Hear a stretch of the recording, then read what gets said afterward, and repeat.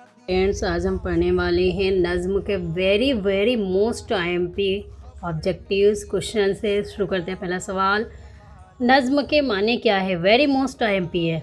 जवाब, इंतज़ाम, तरतीब या आराइश, या फिर लड़ी में मोती पिरोना। सवाल नंबर 2, नज़्म का एक डेस होता है मरकज़ी ख़याल। ये भी वेरी मोस्ट IMP है। हैयत के एतबार से नज़्म की किस्में होती है 4। ये भी वेरी मोस्ट IMP, सारे ही मोस्ट IMP है, वेरी मोस्ट IMP क्वेश्चन से। सवाल नंबर 4, नज़्म की किस्मों के नाम लिखिए। पाबंद नज़्म, नज़्म मुअर्रा जिसे नज़्म आरी भी कहा जाता है, आज़ाद नज़्म, नसरी नज़्म। सवाल नंबर 5, ऐसी नज़्म जिसमें बहर के इस्तेमाल और काफ़ियों की तरकीब में मुकर्ररा उसूलों की पाबंदी की गई हो कहलाती है पाबंद नज़्म।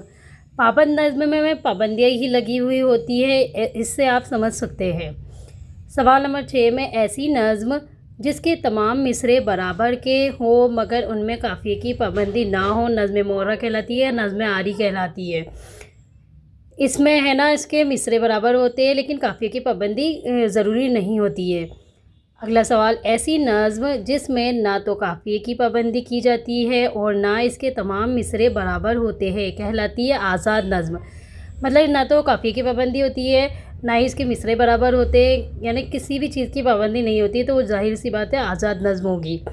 अगला सवाल, ऐसी नज़्म जो छोटी बड़ी नसरी सतरों पर मुश्तमिल होती है, इसमें ना तो रदीफ़ काफ़िए की पाबंदी होती है और ना ही वज़न की डेस कहलाती है, खाली जगह में भी आ सकता है, तो नसरी नज़्म।